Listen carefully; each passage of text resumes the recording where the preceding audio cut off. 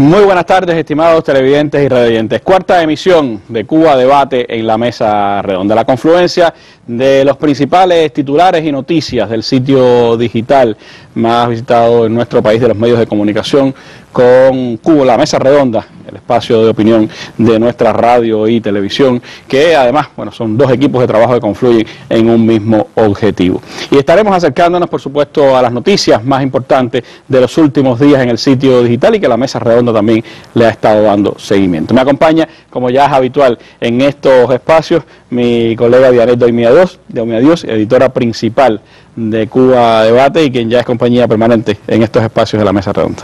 Saludos, Randy. Muy buenas tardes a todos los amigos televidentes y radioyentes. Hoy estaremos abordando temas que durante los últimos 15 días han sido noticia en el portal digital Cuba Debate. Las reacciones humanas ante el trágico accidente de aviación que sufrió Cuba el pasado viernes 18 de mayo. El tiempo en Cuba en este mayo tan lluvioso, las recientes elecciones en Venezuela, estaremos analizando con un periodista venezolano este tema, además del Festival de las Artes de Cuba en el Kennedy Center en Estados Unidos. Estos serán los temas que trae hoy Cuba Debate a la mesa. Son temas que han sido titulares, como decíamos, en nuestro espacio en los últimos días, por supuesto, a una semana del trágico accidente de aviación. Las reacciones humanas que sigue provocando ese hecho pues son parte de esta mirada que hará el equipo de Cuba Debate, que hoy nos estará acompañando, parte de su redacción, Lacey Rubio Arevich, periodista y editora de Cuba Debate, José Raúl Concepción, subdirector de este sitio digital, Ismael Francisco González, fotógrafo de nuestro equipo, Beatriz Alberpino, periodista y editora, Oliver Zamora, periodista y editor de Cuba Debate y también de nuestro equipo de la Mesa Redonda, y Oscar Figueredo Reinaldo, periodista y editor de Cuba Debate y la Mesa Redonda. Y hoy no estaremos solos en el estudio, nos está acompañando un invitado muy especial, el doctor José Rubiera, pero además estaremos conociendo el testimonio del doctor Rosney Jesús Valdés Cuesta, un neurocirujano del Hospital Calixto García. Nos acompaña desde el Telecentro de Jibara Daniel Ernesto González, meteorólogo de este municipio holguinero y además colaborador de nuestro sitio. Alexis Triana, el director del Centro de Comunicación del Ministerio de Cultura. Hasta allí llegaremos en la tarde de hoy también para conocer sobre el Festival de las Artes en los Estados Unidos. Y tendremos las fotos de Antonio Hernández Menas, un fotógrafo y habitual colaborador de nuestro sitio.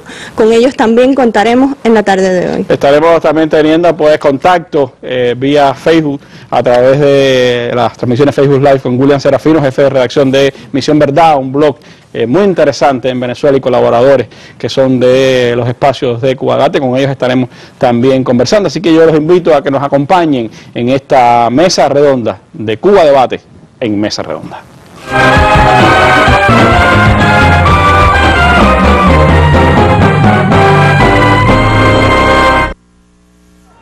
Ninguna de estas imágenes podrá borrarse jamás de la memoria de Cuba. Ni esas, ni las del esfuerzo del equipo médico que en el Hospital Calixto García ha hecho todo lo humanamente posible para vencer a la muerte. El dolor no se puede narrar, pero el estar ahí para otros cuando más falta les hace es una de esas virtudes insondables de nuestro pueblo. Cada cual ha aportado lo que le toca y un poco más. En el caso de los constructores, un apoyo significativo en los cementerios. El transporte para el traslado de los dolientes en cada uno de los sepelios, eso no ha tenido el más mínimo detalle. Incluso se han sumado motoristas arrendados que de forma gratuita han prestado el servicio. Para que no falten las flores en este adiós, desde la noche en que comenzaron a arribar los primeros restos, Asterio envió cientos de docenas de rosas que crecen en los terrenos de la cooperativa Calixto García sin cobrar por ello un solo centavo. Hemos cortado las flores, las hemos llevado bajo de agua, de noche las hemos llevado en bicicleta, como hemos podido por allá para la funeraria, además de las que se mandan normalmente. A otros campesinos los ha embargado el mismo sentimiento y en la fábrica de coronas se tejen las margaritas, rosas y azucenas que ellos producen, mientras Carlos Parra, el informático de servicios comunales en Holguín, asume la responsabilidad de rotular la despedida a cada víctima en nombre del pueblo de Cuba. todo el mundo se solidariza con la familia, todo el mundo apoya en un momento como este, y a mí me tocó escribirlo en nombre del pueblo de Cuba. Es el gran valor que tiene, pero al mismo tiempo es una tristeza porque le estás poniendo el nombre de un fallecido. Una semana después de que la tragedia nublara el cielo de Holguín y de toda la nación, son comunes las historias que nos acercan a las personas que fallecieron en el accidente aéreo. Las casas han sido espacios de abrazos compartidos. En las iglesias no ha faltado una vela o una oración como regalo de paz, y cada despedida une a todos: amigos, desconocidos, autoridades políticas y de gobierno, hermanos de sangre y de fe, en esta hora de dolor que nadie podrá borrar jamás de su memoria. Desde Holguín, el camarógrafo Eddie de la Pera y Abdiel Bermúdez, especial para la Mesa Redonda. Bueno, hace una semana de este trágico accidente aéreo que el pasado 18 de mayo enlutó a nuestro país. Hoy falleció lamentablemente otra de las sobrevivientes. Cuba Debate, como el resto de los medios cubanos, le han brindado una amplia y adecuada cobertura a este suceso. Dianet. Sí, y creo que cabe destacar que detrás de esta tragedia están los seres humanos que han debido afrontarla, desde la medicina, desde los rescatistas que estaban allí o los investigadores que fueron a socorrer el siniestro, y también desde la prensa. El periodista, más allá de un profesional, es primero un ser humano. Y te invito a que veamos este reporte que nos hace Lacey Rubio, una de nuestras colegas, sobre cómo ven los periodistas que tuvieron que ser los primeros en llegar allí detrás de la noticia y al mismo tiempo durante toda esta semana dar cobertura al hecho con mesura, con respeto y sobre todo con mucha ética. A las 12:21 del 18 de mayo, Prensa Latina publicaba en Twitter que una aeronave Boeing 737 que cubría la ruta La Habana-Holguín había sufrido un accidente en las inmediaciones del aeropuerto José Martí. Cuanto periodista escuchó la noticia, puso marcha al lugar de los hechos, a la redacción, a donde hiciese falta. Yo nunca en mis años como profesional de la prensa había tenido la posibilidad de trabajar en esas condiciones, ¿no? Una condición de dolor extremo, con el corazón encogido en cada paso que daba. Llegamos, ya estaba el control policial, estaban trabajando los peritos y las personas de rescate y salvamento, y nos fuimos entonces tras las historias de los primeros en llegar al lugar. Para Milenis Torres, enfrentar una tragedia de esta magnitud no es algo que enseñan en la academia. Yo me he descubierto, por ejemplo, en este caso, evitando, cuando llego a medicina legal, encontrar los ojos de esos familiares. Me he descubierto a mí misma que estoy bajando la vista todo el tiempo que camino, porque no quiero que ni por un instante esas personas crean que yo como periodista, por llevarme una entrevista, un testimonio a mi televisión, estoy transgrediendo su dolor, su espacio más íntimo. ¿Hasta qué punto yo hice mi papel como periodista, ¿no? Al llegar a un lugar como ese y en ocasiones guardar mi grabadora y tragarme las palabras?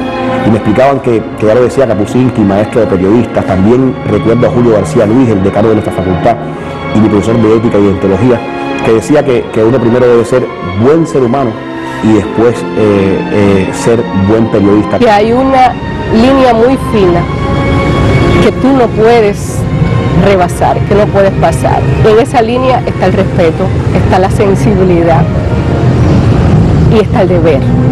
Un grupo de estudiantes de la Facultad de Comunicación de la Universidad de La Habana llegó hasta el lugar de los hechos a recoger las impresiones de los primeros en llegar. Nada, todo aquello fue muy impresado, simplemente algo nos decía tenemos que ir para allá. Ahí va a estar la noticia y tenemos que ir a buscar aquello, y por lo menos nuestro deber como periodista es ir a informar. Vladimir Molina, siempre detrás de su lente, dejó su testimonio de los hechos. Confiesa que él lo asumió como una misión donde no ves el peligro en la velocidad del carro. Lo importante es llegar lo más rápido posible, metiendo fuerzas, con espíritu de lucha y enfocado en su deber, hacer la imagen. Me puse a escribir y pasé mucho trabajo, no sabía cómo comenzar, no sabía cómo escribir el dolor. El dolor uno nunca sabe cómo escribirlo. Ser periodista es mantener el corazón caliente y la coraza fría. Ser leal y llevar la verdad a cuestas como un resguardo objetivo que protege y salva. Es estar aquí, es dejarte llevar por las emociones, es no dejar ni un solo instante de ser humana.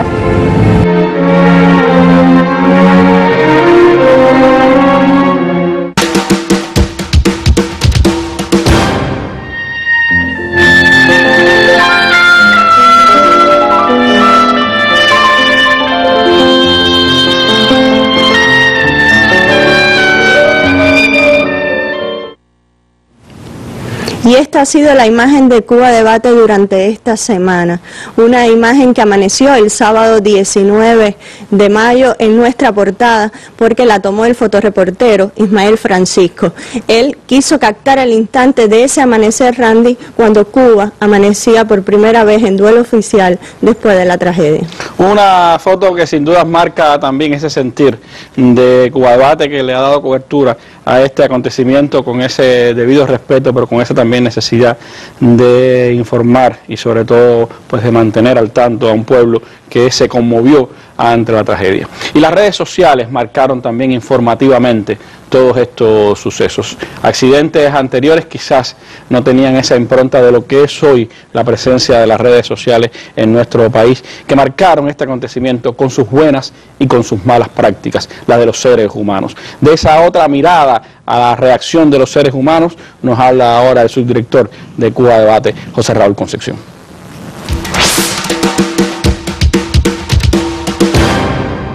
Sí, buenas tardes. Sin duda, en los últimos días las redes sociales se convirtieron en una gran vía para canalizar sentimientos y para compartir información sobre el fatal accidente aéreo ocurrido el pasado 18 de mayo en La Habana. Se convirtieron como en una gran plaza pública donde a través de Facebook, de Twitter y otras redes sociales mucha gente comenzó a compartir lo que estaba sucediendo en La Habana ese día, y luego se comenzaron a enviar mensajes de apoyo y mensajes de solidaridad con los familiares de las víctimas. También grandes personalidades del mundo compartieron por ahí su pesar con lo ocurrido aquel día. También se ha discutido mucho en estos días sobre el uso inadecuado que se le dio a las redes sociales en cuanto a personas que grabaron y compartieron videos donde se veía a las víctimas en el estado crítico en que se encontraban en el momento del accidente. Y bueno, La Habana fue tendencia ese día, fue tendencia global en Twitter, y algo también negativo que sucedió precisamente el día que cayó el avión, fue que la red social Twitter bloqueó a Cuba Debate. Más de 24 horas después desbloqueó la cuenta y ofreció unas disculpas ya un poco tardías porque el principal medio cubano en esa red social había sido bloqueado y las personas, sus seguidores, no habían podido informarse a través de esa red social. No cabe duda que el desastre aéreo en La Habana trajo otra vez a debate el tema de las redes sociales y su uso tanto en el periodismo como el uso que llevan a cabo los usuarios. Compartir información trae siempre consigo una responsabilidad, pues no es lo mismo que cómo se vivió este accidente a, por ejemplo, cómo se vivió en el pasado, en el año 1989, un accidente muy similar también en La Habana que provocó la muerte de más de 100 personas. Lo que en aquel momento las personas comentaban en sus hogares, en su intimidad, en sus centros de trabajo, hoy lo hacen en las redes sociales y lo hacen de forma pública. Por eso también conlleva pensar en la ética y en la responsabilidad que tienes al efectuar este acto de publicar en las redes sociales.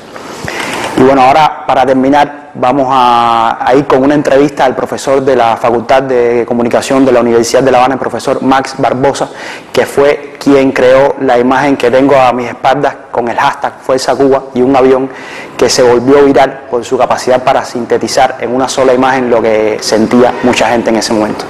Bueno, en el momento del accidente estábamos en la Facultad de Comunicación, éramos un grupo de profesores y estudiantes e intentamos irnos al aeropuerto José Martí a ver si podíamos hacer precisamente comunicación, hacer periodismo, hacer algunas fotos que después pudiéramos replicar y poner en las redes sociales, pero nos fue imposible llegar porque las calles estaban cerradas de aquí, de la Facultad de Comunicación, que no es tan lejos, hasta el aeropuerto José Martí, pero no hubo posibilidad. Entonces comenzamos a seguir las informaciones que habían en la internet y nadie se acordaba en ese momento de hablar de las víctimas, y por eso descargamos un vector, hicimos rápidamente una imagen con la que las personas pudieran identificarse en las redes sociales, y yo fui el primero en compartirla en mi perfil de Facebook, también en mi perfil de Twitter, y me acordé que en algún momento con otras tragedias en Cuba habíamos utilizado, por ejemplo, Fuerza Aimías o Fuerza Baracoa con los ciclones, y por esto, que era una tragedia de carácter nacional, pues no llevaba otra cosa que Fuerza Cuba, y lo empezamos a compartir y la gente lo empezó a coger, y así se convirtió en tendencia. 2 horas después estábamos mirando qué había sucedido con la imagen compartida y ya lo estaban compartiendo la televisión cubana, lo estaba compartiendo Cuba Debate, lo estaban compartiendo los medios nacionales. Era un momento de sentir un poco de orgullo en que la gente, sobre todo los usuarios de las redes sociales, se identificaran no solo con la imagen, porque la imagen no era lo más importante, sino con el dolor de las personas, que podía ser cualquiera de nosotros, el que tuviera un familiar, el que tuviera un amigo, el que tuviera un conocido. Y por eso hicimos una imagen como esta, con un hashtag que además cuando compartimos ya no era nuestro, siempre fue y se lo entregamos al resto de la gente y lo compartimos con la gente, con los usuarios de las redes sociales, y así se convirtió en tendencia en Twitter. Así la imagen la gente la descargó, la puso en sus muros, la puso en sus perfiles, la puso en la portada de sus cuentas de Facebook, y eso nos daba la medida de que las redes sociales, con contenido generado desde Cuba, en un proceso, en un suceso como este, que involucra a todo el que está participando en las redes sociales en Cuba, pueden ser una herramienta útil. La gente se una en torno a una causa.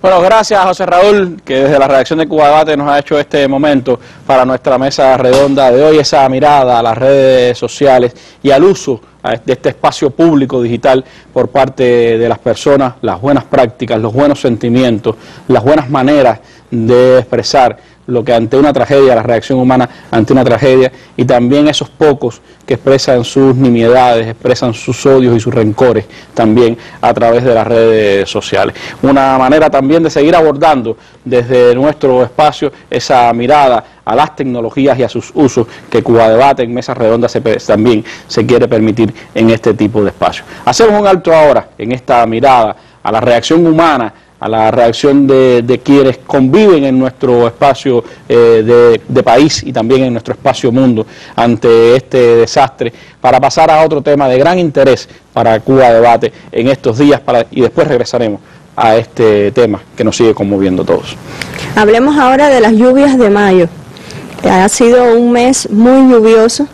Yo creo que no recuerdo uno en que haya sido tan lluvioso como esto, y además... Por lo menos persistente. No sé si en cantidad de milímetros, a lo mejor el invitado nos dirá, pero yo creo que eso lo vamos a conocer dentro de un rato, pero ahora tenemos el contacto con Daniel Ernesto González. Él es el autor de la columna Ráfaga 340, una sección muy seguida en nuestro portal digital Cuba Debate. Él siempre habla sobre los temas de la meteorología, y hoy está en el telecentro de Jibara, en el municipio donde reside, para conversar un poco más sobre los ciclones y las lluvias de mayo. Veamos. Para ustedes y los televidentes, un saludo fraterno desde Jibara. Prácticamente no ha parado de llover este mes. Se recuperan los embalses y la vegetación, pero tanta agua continua también provoca daños. Según el Centro de Pronósticos del Instituto de Meteorología, la actividad de lluvias y tormentas eléctricas se ha debido a la influencia de vaguadas y áreas de bajas presiones, tanto en superficie como en los niveles medios y altos de la troposfera, al suficiente contenido de humedad, al calentamiento diurno, entre otros factores. Se han reportado acumulados significativos e intensos en 24 horas en varias localidades de nuestro archipiélago. Y esta semana publicamos en Cuba Debate un artículo interesante sobre los ciclones en el quinto mes del calendario. Pues sí, en mayo también aparecen estos peligrosos fenómenos meteorológicos, sobre todo en la parte oeste del Atlántico, donde la superficie marina va calentándose a medida que avanza la primavera y se acerca el verano. Revisamos la base de datos y encontramos que en 167 años, más de 20 tormentas tropicales se han formado en el mes de mayo. Incluso 4 de ellas se convirtieron en huracanes, y aquí se destaca el Abel de 1951, que es el más intenso en los récords. Estos sistemas de mayo, de forma general, tienden a ser muy débiles, aunque dejan mucha lluvia. De hecho, en 1970 influyó sobre Cuba el ciclón Alma, que había sido un huracán en el Caribe, y ahí pueden ver una imagen del satélite y el recorrido. En mayo de 1981, la tormenta tropical Arlene avanzó por la región oriental, y hay más ejemplos. En 1988, una depresión cruzó por el oeste del país y causó lluvias torrenciales. graves inundaciones desde Cienfuegos y Villa Clara hasta Camagüey. Otra depresión nos afectó del 31 de mayo al 2 de junio de 1993, con intensas precipitaciones. 12,4 pulgadas se midieron en Topes de Collantes, Santi Spíritus. Y con estas notas sobre las lluvias y los ciclones tropicales de mayo, terminamos por hoy. Les deseamos a todos la mejor de las noches. Gracias, Daniel, y sigue lloviendo. Hay lluvia hoy en la capital, pero también hay tormentas y hay noticias de tormenta. La tormenta subtropical Alberto se ha formado en el Mar Caribe, está informando Cuba Debate, y de eso entonces esperamos que nos hable ahora en el espacio de entrevistas acá en estudio de esta mesa redonda nuestro periodista Oliver Zamora con su invitado, el doctor José Rubiera.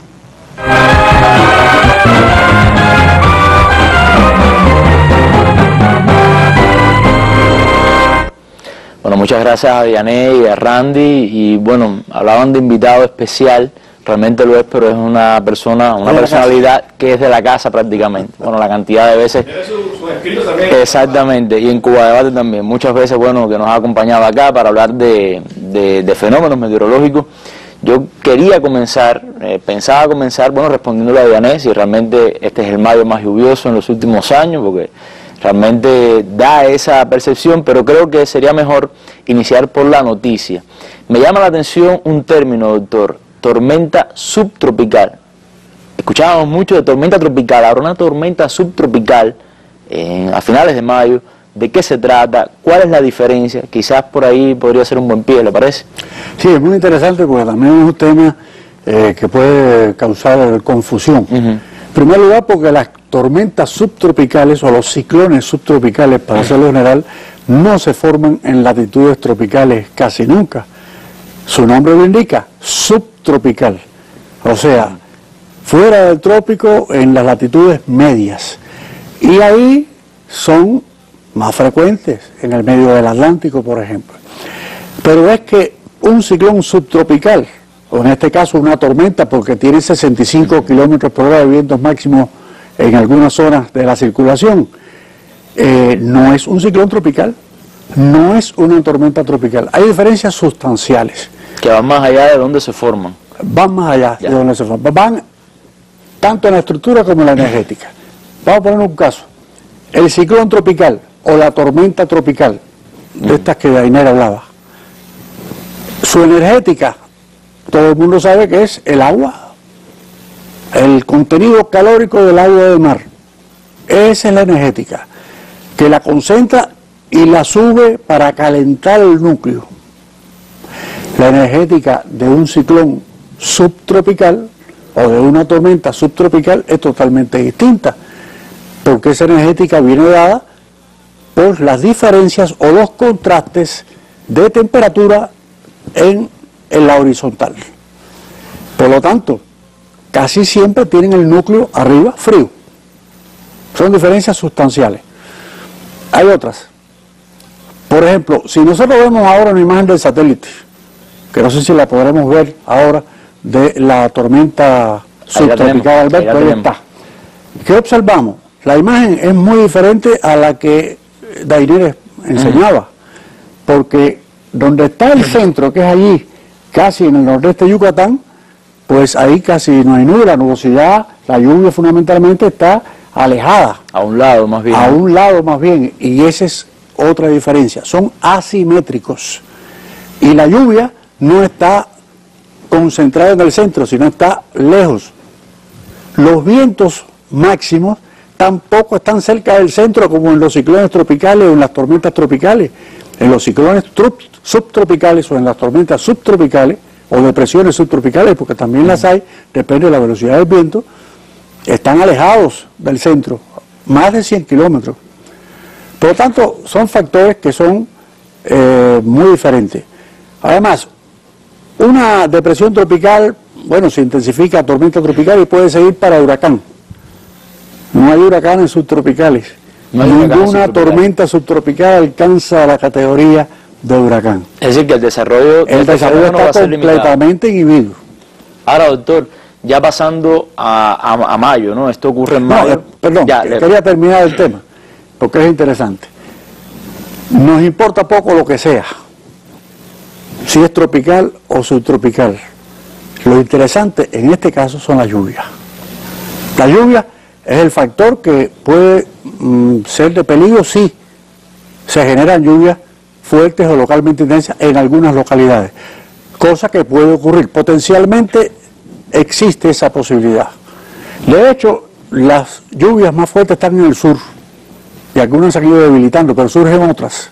Y durante la noche pueden surgir otras áreas, sobre todo en Pinar del Río, o en la Isla de la Juventud, o en el occidente de Cuba, zonas donde puede haber lluvias más fuertes o que pueden ser localmente intensas, y eso es lo que tenemos que prestar atención porque es el factor peligroso. Ayer precisamente se estaban registrando lluvias muy fuertes en Pinar del Río y en la Isla de la Juventud. Ahora, este mes de mayo, ya vamos a caer en él tan lluvioso. ¿Cómo lo ve usted? ¿Cuál puede ser la comparación con años anteriores y quizás las provincias más afectadas, ¿no? Bueno, te propongo que ver un mapa que está hecho por los compañeros del Centro Meteorológico Provincial de Villa Clara, con datos de recursos hidráulicos y datos de la red de estaciones del Instituto de Meteorología, de la lluvia 1 de mayo hasta hoy. ¿Qué vemos ahí? Las zonas rojas es donde más ha llovido, y están no en el occidente y casi tampoco en el centro, están en parte de Ciudad de Ávila, Camagüey y algunas zonas de oriente, que se destacan ahí en un punto muy rojo, casi negro. Granma en Holguín, y Granma también. Holguín, Guantánamo, por allá arriba. Y Granma también. Guantánamo tiene menos, nada más que en la zona de Maicí, la zona más oriental. Por lo tanto, lo que ha habido es persistencia de esa lluvia, pero en cuanto a acumulado, las mayores lluvias están en la parte ya de Ciudad de Ávila hacia el este, en cuanto a acumulado en este mes. Mayo es un mes lluvioso. Lo que pasa es que hace algunos años que mayo no tenía las características lluviosas que ha tenido mayo del 2018. Pero mayo, segunda quincena y primera quincena de junio, ese es el periodo del año que es más lluvioso. Solamente octubre puede ser más lluvioso si hay ciclón tropical. Si no hay ciclón tropical, octubre se queda por debajo. Y pudiéramos decir que junio es un poco más lluvioso por términos generales que el mes de mayo. Si mi memoria no me falla, junio tiene 95.5 milímetros de promedio, con 20 días de lluvia promedio en el mes. Mientras que mayo tiene 74 milímetros aproximadamente, 75 milímetros con 15 días de promedio de lluvia. Ya este mes ha llevado más días de lluvia que el promedio. O sea que podría decir que es normal que llueva en mayo y en junio. Lo que ocurre es que hace años que no llovía así. Que no llovía tanto. Bueno, y la pregunta que muchos se hacen, ¿hasta cuándo va a estar lloviendo? Por lo menos en las próximas horas, ¿no? Bueno, ahora, ¿el cubano está extrañando el sol ya? No, yo lo extraño. Por la mañana digo, quisiera ver el sol. Y es que estamos acostumbrados al sol, estamos en el trópico. Esta situación de lluvia va a mantenerse, porque ahora esta tormenta subtropical, que le han puesto por nombre Alberto, desde el año 2002, el Centro de Huracanes de los Estados Unidos empezó a ponerle nombre a los ciclones subtropicales. Es discutible esa decisión que después tomó la región, porque no son iguales a los ciclones tropicales. Eso puede enturbiar un poco las estadísticas, porque se cuentan. Sí. Se cuenta como el primero de la temporada y no es tropical. Ahora, independientemente de eso, puede incluso seguir hacia la parte sudeste de los Estados Unidos y arrastrar toda la humedad del Mar Caribe. Por lo tanto, pudiéramos decir, esa banda de nubosidad, de lluvia, ese rabo, pudiéramos decir, pues vamos a seguirlo teniendo en los próximos días. Quiere decir que no se descarte que sigamos con días lluviosos, claro, no tan lluvioso como va a ser mañana. Mañana va a ser un día aparentemente bastante lluvioso para el occidente y centro. Importantísimo para hacer los planes del día. Ahora, hablaba del periodo ciclónico, ¿no? Brevemente quizás hablar sobre cómo se avecina esta nueva temporada. Ya hay algunos centros científicos en diferentes partes del mundo que están diciendo que va a ser una temporada sobre lo normal, quizás un poquito más activa. ¿Cómo lo ve usted? ¿Cuáles son los pronósticos? Bueno, el consenso parece ser de una temporada promedio o ligeramente superior al promedio, sin llegar al año 2017, por debajo del 2017. Hay varias condiciones que pueden dar lugar a eso, porque se está acabando la niña, empieza un periodo neutro, y si eso pasa, pues se mantiene viva la posibilidad de tener una atmósfera más adecuada para los ciclones tropicales, pero no tan adecuada como la del año pasado, no tan favorable. Al mismo tiempo, la temperatura del mar, aunque no está tan cálida como el año pasado, está cálida, y por lo tanto es un factor también a tomar en cuenta. Y por otra parte está presente el periodo activo que empezó en 1995, que no se ha acabado, otro factor positivo. Hay un factor que es negativo, pero en menor medida, que se llama el QBO, o sea, la oscilación cuasi bienal. Esos son los vientos en la estratosfera baja, o sea, en las capas de alrededor de los 20, 25, 30 kilómetros de altura. Y los vientos tienen una fase este y una fase oeste, cuasi bienal, porque 28, 29 meses se cambia en una fase o la otra. Y la fase que estamos es ligeramente desfavorable a los ciclones tropicales. Pero eso quiere decir que tomando en cuenta eso será normal o ligeramente superior al promedio sin llegar al 2017. Ahora, lo que yo siempre digo, porque esto no puedo dejar de decirlo, claro. No importa si hay 20, 25, 30 o si hay uno o dos. Basta que le pase un huracán por donde usted vive para que para usted sea la temporada más activa que existe. Por lo tanto, los números en este caso no importan. Siempre hay que estar preparado. Eso es lo que siempre digo. Bueno, muchas gracias, doctor, por habernos acompañado una vez más aquí en la mesa redonda y bueno, en Cuba Debate también en parte, de donde usted, bueno, forma parte de nuestro equipo también. Volvemos a Randy y a Diané y bueno, ya sabe, va a seguir el agua, marcando la vida cotidiana, por lo menos en los próximos días, y de algunos detalles también que nos ha adelantado, doctor, de cómo viene esa temporada ciclónica a los que los cubanos siempre estamos tan atentos. Gracias, Oliver, y gracias también al doctor José Rubiera por estar compartiendo hoy en esta mirada de Cuba Debate en Mesa Redonda.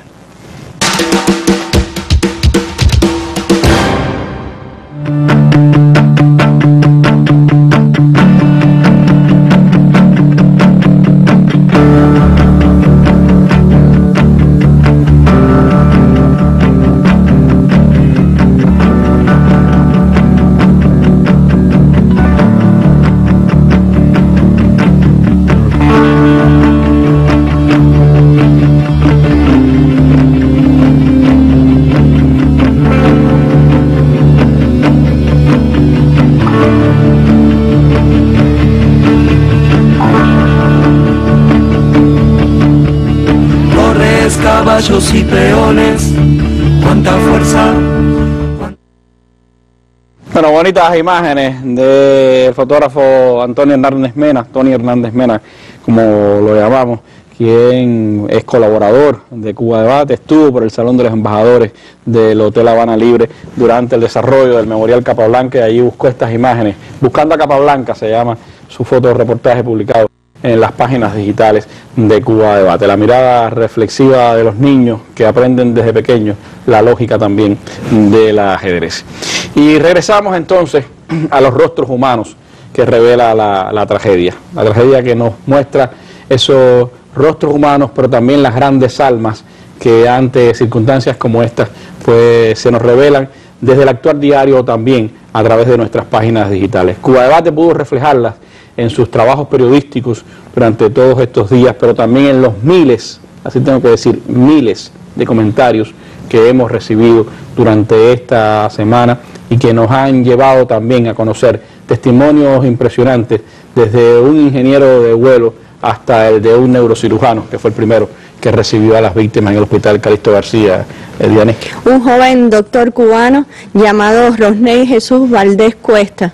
El neurocirujano estuvo de guardia el día 18 y también voluntariamente estuvo todo el 19 hasta las 8:30 de la noche, y cuando llegó a su casa entró a Cuba Debate y publicó su testimonio. Su testimonio para nosotros fue tan sensible y aleccionador que decidimos ponerlo como la opinión del lector en las páginas de Cuba Debate. Y hoy también traerlo aquí a la mesa redonda. Por eso la periodista Beatriz Albert fue hasta el hospital Calixto García para conversar con este joven neurocirujano cubano. Jesús es un joven neurocirujano del Hospital Universitario Calixto García. Salvar vidas y enfrentar a la muerte es su día a día. Sin embargo, el pasado 18 de mayo, cuando un avión arrendado por Cubana de Aviación se estrellaba con 113 personas a bordo, Jesús, como todo el personal de salud de este hospital, tuvo que asumir en medio de un dolor de alcance nacional lo que su profesión le demandaba. Esa mañana, nos cuenta, su día hubiese sido inolvidable, pero de otra forma. Ese día, curiosamente, es el día de aniversario de mi esposa y mío de noviazgo. Y ese día, bueno, cuando me desperté, lógico, me desperté muy romántico con mi esposa. A pesar de tener guardia, pensé que sería un buen día, que como cualquier otra guardia, pues el Calixto es un hospital de referencia y un hospital central al cual llegan comúnmente varios casos de trauma. Es lo habitual de aquí, de estar recibiendo pacientes todo el tiempo. Pensé que sería la rutina de cada día, por decirlo de alguna manera, pero que en medio de esa rutina podría tener el momento romántico de quizás llamar un momento a la casa a mi esposa, decirle algún verso romántico, al día siguiente poder llegar temprano a la casa después que me renovaran la guardia y tener un compartir con mi esposa, ya que no había podido tener ese día. Esa era mi idea del viernes 18.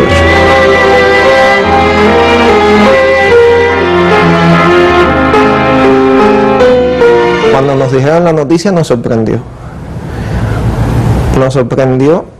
y nada, lo primero que hicimos es desplazarnos todos hacia el cuerpo de guardia, porque sabíamos que ahí es donde iba a estar la necesidad de urgencia en ese momento primario.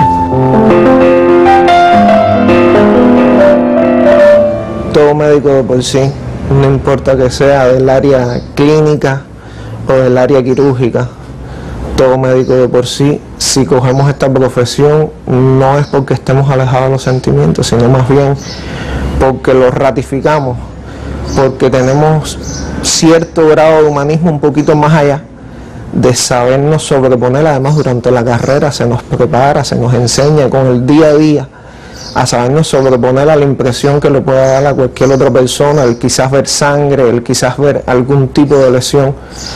Y entonces tenemos sentimientos igual que las demás personas, somos de carne y hueso igual que las demás personas.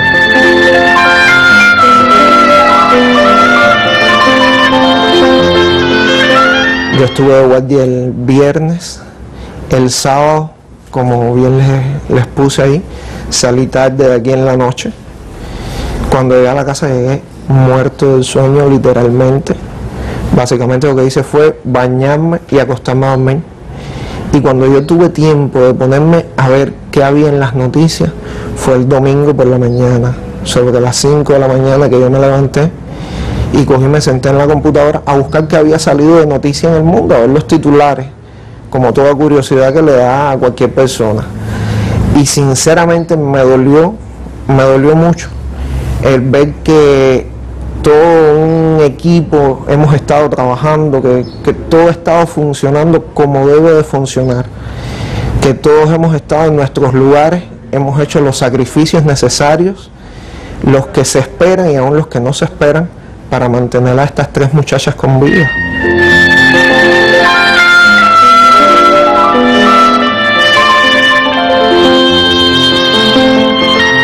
Independientemente de la formación que tengo como médico, tengo mi formación religiosa. Yo soy cristiano, así que si te digo que no creo en otra cosa, te estaría mintiendo. Sí creo que existe un Dios en el cielo.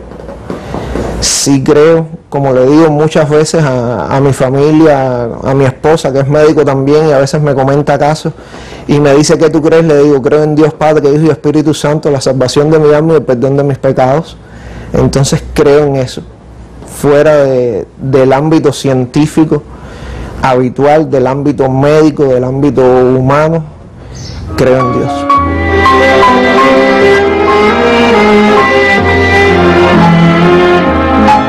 Lo primero que hice cuando venía caminando de la sala del cuerpo de guardia fue mandarle un mensaje a mi esposa y decirle, estate orando, hay un accidente grande, sin caerle en detalles. Esos son claves que nosotros mismos nos tenemos para cuando sabemos que una guardia se va a complicar, nos pedimos ella y yo, nos decimos hora, porque hay una dificultad ahora, porque tengo que entrar al salón con un caso complejo ahora, porque hay un accidente masivo ahora, y entonces yo cogí y le mandé un mensaje ahora, porque hubo un accidente grande. Yo fui uno más, como dije en el Cuba Debate, un granito de arena. Falta más de una persona para atender, para solucionar. Un neurocirujano solo no opera. Necesita el anestesista, necesita del técnico, del enfermero, pero aún más allá necesita también del limpiapiso, del camillero, necesita de toda una serie del técnico de iluminación, necesita de muchas otras personas para poder desarrollar. Entonces todas esas personas también están incluidas cuando uno agradece. Está reflejado todo el servicio al que yo represento de neurocirugía en este momento, pero está también reflejado todo el servicio del hospital con todas sus especialidades, están reflejados sus trabajadores, está reflejado el sistema de salud cubano, está reflejado la revolución en sí, que es quien ha creado todo esto que tenemos hoy en día. Entonces somos un todo.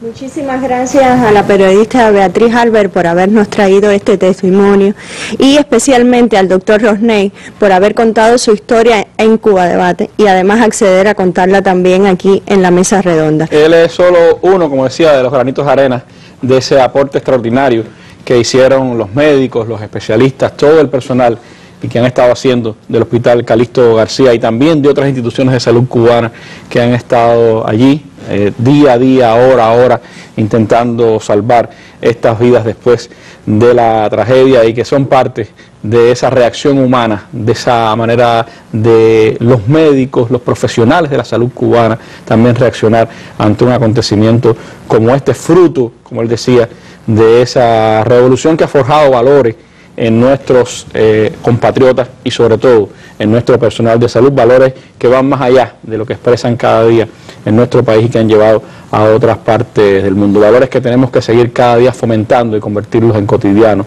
y hacerlos parte de nuestras acciones en cada uno de los eslabones del sistema de salud cubano.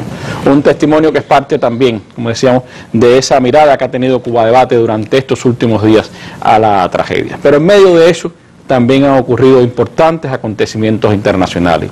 La fracasada hasta ahora conversación o conferencia entre Estados Unidos y Corea del Norte, también las reacciones en diversas partes del mundo y especialmente en Colombia al proceso de paz, el seguimiento del proceso de paz en ese país que ahora tiene asiento en Cuba, y de manera particular en las últimas jornadas Cuba Debate ha estado siguiendo, o estuvo siguiendo, y ahora lo sigue a posteriori, las elecciones presidenciales que tuvieron lugar en Venezuela. Un acontecimiento para el que analistas internacionales encontraron pues espacio en las páginas de Cuba Debate y también nuestros compañeros de Misión Verdad.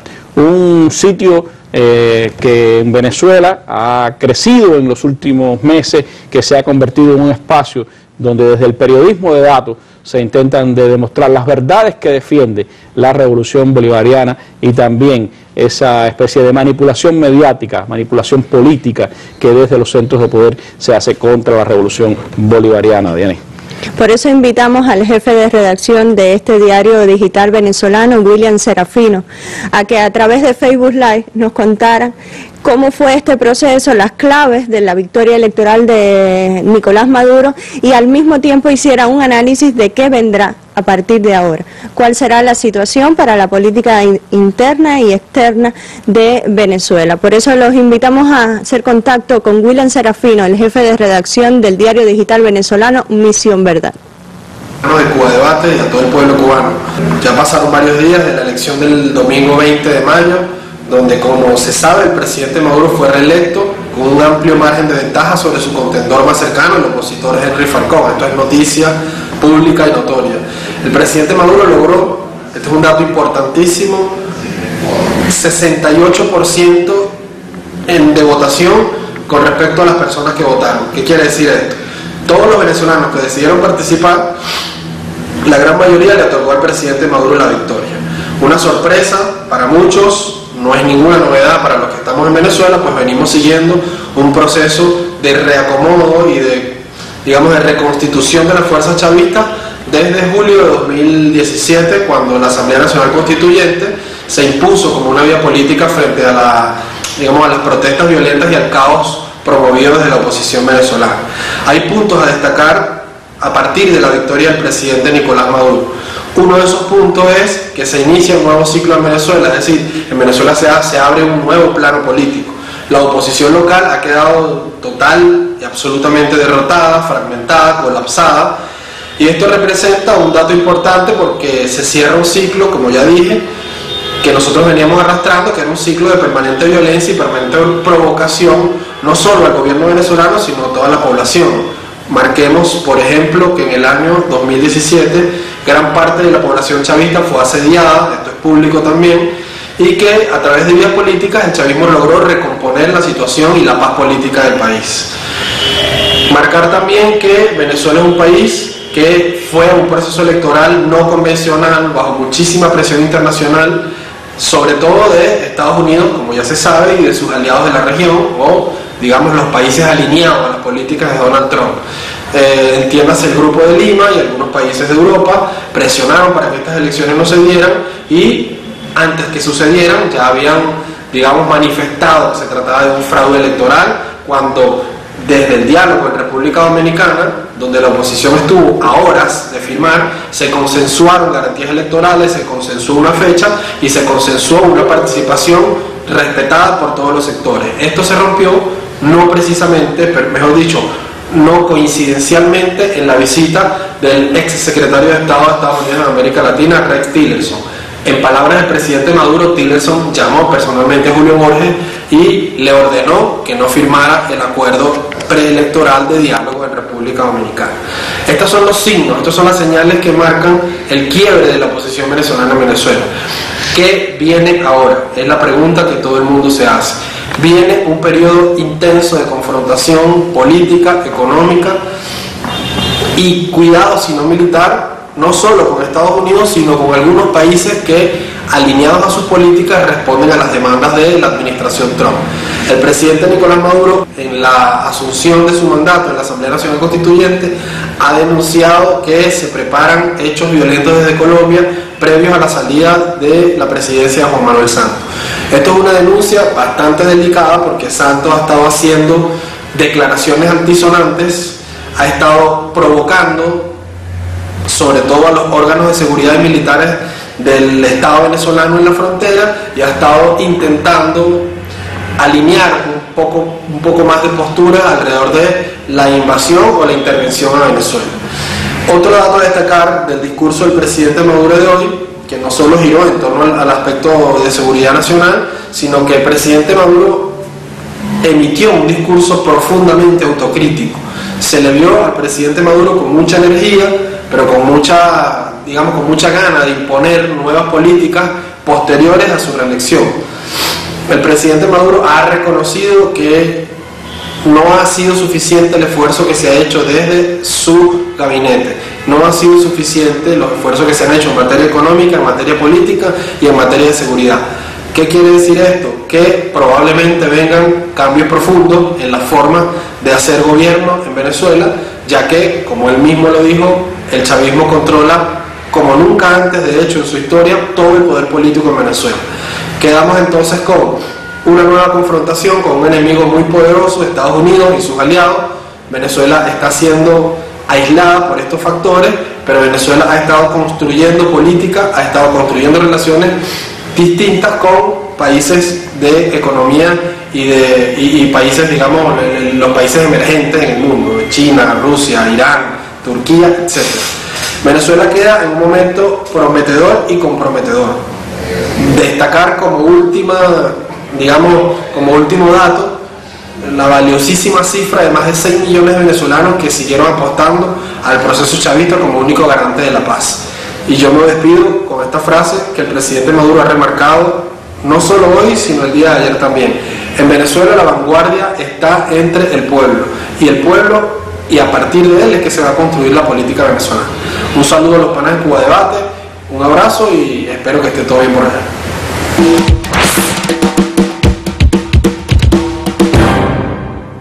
Muchísimas gracias a ti, William, por este análisis tan oportuno y certero para nuestro sitio digital que hoy compartimos en la mesa redonda. Bueno, una posibilidad también de ese intercambio que desde el ámbito digital se da con otras fuerzas, otros espacios alternativos de comunicación en América Latina y que Cuba Debate mantiene con sitios como La Jornada, Página 12, también Misión Verdad o los propios espacios de la Revolución Bolivariana de Venezuela, colegas también en Bolivia y en otros lugares de nuestra región, y es parte de esa especie de cadena que se va armando también de defensa de los ideales de la izquierda en América Latina. Brasil de Fato también en nuestros hermanos de Brasil, y eso es parte del ámbito en que hoy se mueven las ideas en el mundo digital en defensa de los procesos que han tenido lugar en América Latina.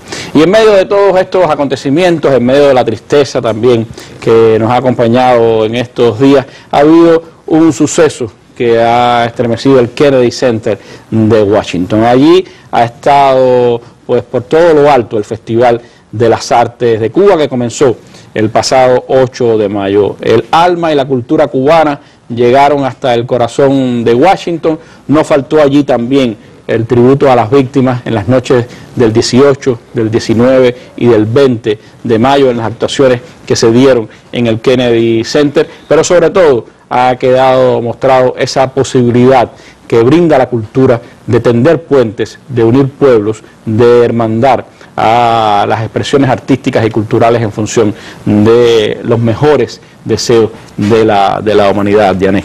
Y allí estuvo el periodista y director del Centro de Comunicación del Ministerio de Cultura, Alexis Triana. Que hizo un Facebook Live, por cierto, para Cuba Debate, nos llevó a recorrer con su celular todo el Kennedy Center para poderlo ver y para los lectores de Cuba Debate. Un Facebook Live que tuvo un gran alcance y además compartieron muchos de nuestros usuarios porque pudieron a través de esta cámara que nos trajo Triana, que nos hizo visitar y recorrer el Centro Kennedy en Washington, pudimos conocer qué exposiciones estaban dando en ese momento y cuál era también la agenda para ese día. Pero veamos lo que nos trae la experiencia de Alexis Triana sobre este Festival de las Artes de Cuba, que está ahora mismo el periodista Oscar Figueredo en el Ministerio de Cultura conversando con él. Veamos. Un saludo a la teleaudiencia de la Mesa Redonda. Como bien decíamos, uno de los eventos culturales más importantes de lo que se ha hecho eco nuestra página Cuba Debate es el Festival de las Artes que está aconteciendo en Estados Unidos desde el pasado 8 de mayo. Pero para conversar de lo que ha sido este festival, del impacto que ha tenido en Estados Unidos, pero también en el resto de los medios, queremos conversar ahora con Alexis Triana, quien es el director del Centro de Comunicación del Ministerio de Cultura. Muy buenas noches, Alexis. Sí. Coméntanos un poco de qué ha sido este festival, qué impacto ha tenido dentro y fuera de los Estados Unidos. Yo creo que lo más importante es asumir que el Festival Artes de Cuba en el Kennedy Center se extiende hasta el 3 de junio. Por tanto, ha terminado una primera etapa y ya el Ballet Nacional de Cuba está llegando a Washington después de una exitosa presentación tanto en Chicago como en Tampa. Lo más importante para mí sigue siendo que mostramos el rostro de nuestra Cuba contemporánea, que artistas muy jóvenes, artistas nacidos de nuestras escuelas de arte, de ese sistema de enseñanza público y gratuito que sin distinción de raza, ni de ingresos, ni de credo, ha permitido desarrollar ese talento artístico. Todo eso se mostró en los diversos escenarios del Kennedy Center. Yo creo que la manera en que los artistas hablaban con el presidente, con el compañero Miguel Díaz-Canel Bermúdez, y le contaban el respeto mutuo que primó en estas jornadas del festival, fueron prácticamente 2 semanas con una programación distintiva, muy característica y muy singular para lo que vino de la isla, y sobre todas las cosas la manera en que se expresaron los artistas. O sea, el reconocimiento, aquellos fueron formados por otra generación de artistas que además asumió que en el magisterio podía desarrollar esta vocación. Yo creo que fue muy hermoso ver a personas como Irene Rodríguez, como la Compañía Flamenca, ver digamos, en la reacción del público, público, la ovación de un desfile como Arte y Moda. Yo estoy tratando de hacerte un recuento ahora mismo de la diversidad que sucedió en esos escenarios, porque era el aplauso para Argos Teatro y para Teatro del Público de la misma manera que era para los jazzistas jóvenes, y había que ver lo que estaba sucediendo con el público, con la reacción del público. Los que pueden tener acceso a la cuenta Twitter verán cómo nuestro embajador y compañero José Ramón Cabañas filmaba siempre los finales de cada uno de los espectáculos, porque había una comunicación otra. La familia López Nussa, los Bambán, prácticamente era que el escenario, cada escenario se iba quedando más caliente que el anterior para lo que iba sucediendo, y no solamente era para la música clásica con el Liceo Mozartiano, era también para la orquesta Los Bambán, era también para la expresión más importante de nuestras artes plásticas, esos halls que transmitimos por Cuba Debate, donde se veía toda la obra de Fabelo, o lo más distinguido, o la obra de Mendive, o Diago decorando el atrium. Ustedes lo vieron. Muchísimas gracias, Alexis. Y a los amigos televidentes los invitamos a que continúen informándose de este importante festival a través de nuestra página web www.cubadebate.cu, pero también tendrá detalles de lo que ha acontecido, experiencias de lo que ha sucedido en el festival en una próxima mesa redonda la próxima semana. Bueno, muchísimas gracias y regresamos la señal a los estudios centrales.